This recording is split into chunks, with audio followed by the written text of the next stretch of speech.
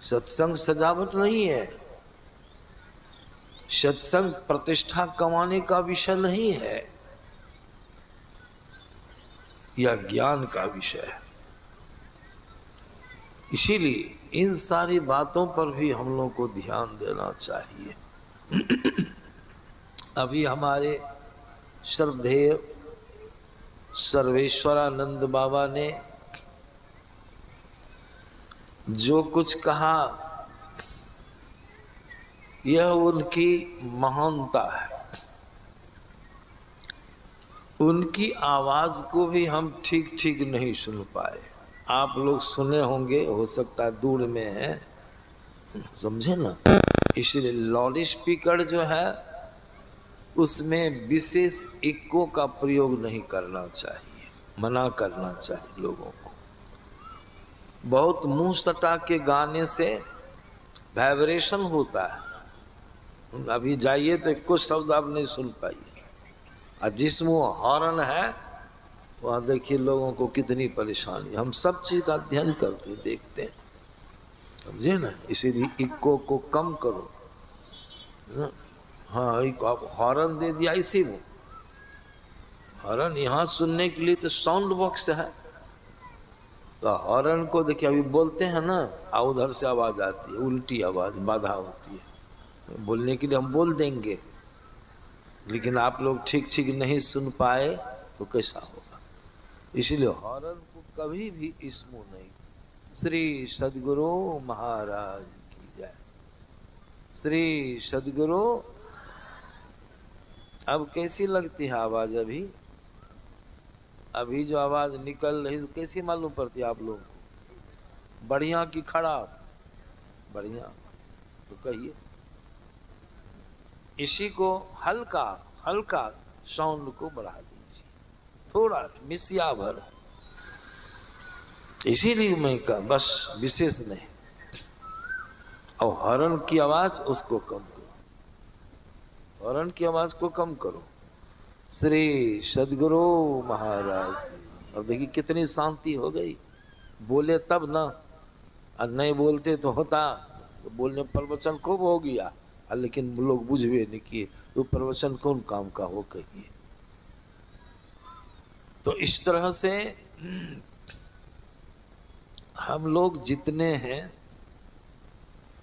पंडाल के अंदर, चाहे नारी हो या पुरुष हो, हम लोग सब कोई विचारे हृदय पर हथेली रख करके हम लोग क्या चाहते हैं। बराबर सुनते हैं ना, बाबा लोग पूछते हैं कि हम लोग क्या चाहते हैं। अब इधर उधर मत करो, अस्थिर से रहने में। श्री सद्गुरु, हम लोग क्या चाहते हैं? सबको पूछते हैं, जवाब भी दे देते हैं। क्या चाहते हैं? सुख। सुख चाहते हैं। और सुख के लिए जब से होश संभालते हैं, प्रयत्नशील भी रहते हैं, जीवन पर्यंत प्रयत्न करते करते करते ऐसा समय आता है कि शरीर अब कुछ करने लायक नहीं रह जाता है। चाहने पर भी आप कुछ प्रबंध नहीं कर सकते हैं, शरीर जीर्ण हो जाता है और समय आ जाता है मृत्यु का। मृत्यु का समय आ जाता है। बाबा कबीर की वाणी में आया है, 60 बरस 70 की भीतर इंद्रियन शक्ति गई। इंद्रियों की सारी शक्ति छीन हो जाएगी। शरीर में जितनी इंद्रियां लगी हैं, कोई इंद्रिय अब काम नहीं करेगी और मरण शैया पर पड़े रहेंगे, पड़े रहेंगे। जीवन बिताए, मनुष्य का अनमोल जीवन बीत गया। सुखी होने के लिए जो कर्म नहीं करने का सब कर्म किए। अब अंतिम समय आया फल पाने का।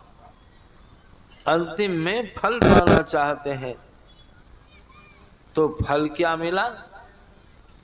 वृद्धावस्था में कोई आदमी मरणासन्न हो गया और उसको जाके कोई पूछे कि कहो कहो भाई क्या समाचार है। बूढ़े आदमी को पूछा जाए क्या समाचार, रिजल्ट अभी विद्यार्थी लोगों का निकला है, क्या रिजल्ट है, क्या परिणाम है मिला आपको, तो बेचारे बूढ़े आदमी रोने लगते। हम कई वृद्धों से भेंट किए हैं, कहा बाबा अब क्या समाचार।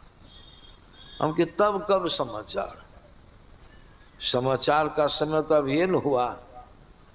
जीवन भर आपने खूब मेहनत किया, कर्म किया, कमाई धमाई, बाल बच्चों का जन्म दिया, लालन पालन किया, सभी प्रबंधों को आपने व्यवस्थित किया। अब व्यवस्थित हो गए तो अब ये न सुख का समय, अब ये न रिजल्ट होना चाहिए बढ़िया। कहते हैं अब क्या समाचार, सब समाचार गड़बड़ क्यों हो गया, क्या हुआ। मकई की फसल बोए हैं कृषक लोग, अभी से मेहनत आरंभ है। जोत कोड़, बीजारोपण, पानी पटवन, खाद पटवन, सब कुछ करते करते कमोनी निकोनी, और जब 6 मास बीत जाता है, करीब करीब मकई की फसल 6 मास में तैयार होती है, लगभग ये 4 मास 5 मास में शायद।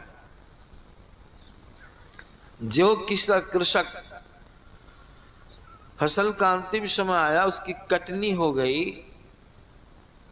भुट्टा से दाना निकालने का काम संपन्न हो गया। अब ये न समाचार पूछने का समय आया, किसी गृहस्थ से पूछिए, कहिए फलना बाबू फसल तो बड़ी मेहनत से लगाए, क्या समाचार हुआ।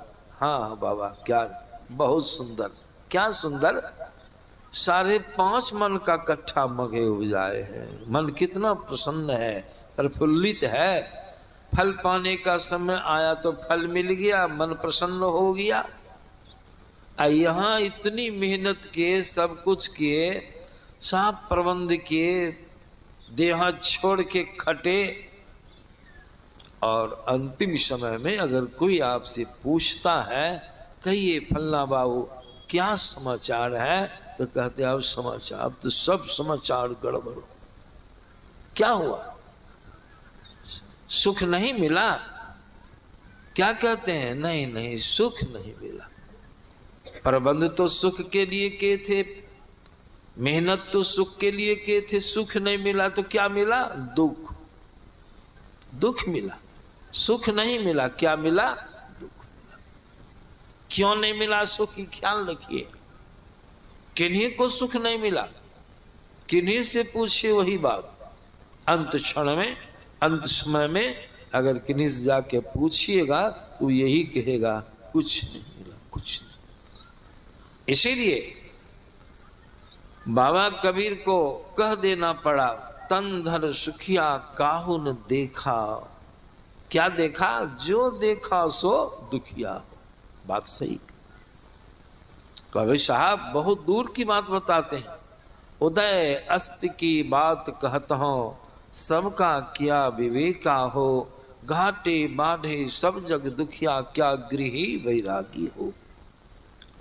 सुखदेव आचार्य दुख के डर से गर्भ से माया त्यागी हो। जोगी दुखिया जंगम दुखिया, तपसी के दुख दुन्ना हो। आशा तृष्णा सबको व्यापी, कोई महल नहीं सोना। देखिए सुख है, कबीर साहब का अनुभव वचन, उन्होंने देखा, हम भी देखते हैं, आप लोग भी देखिए। साच कहो तो कोई न माने, बड़ी विचित्र बात कबीर साहब कहने के लिए जा रहे हैं। उनको अनुमान है कि कोई मानने वाला नहीं होगा, लेकिन बात सत्य है। क्या कहते हैं, सच कहो तो कोई न माने, झूठ कहा नहीं जाई हो। सो क्या बात है, पहले वो हम लोग को चेता दिए, हम झूठ बोलेंगे नहीं, आज सच्ची बात कहेंगे, कोई बुझेगा नहीं।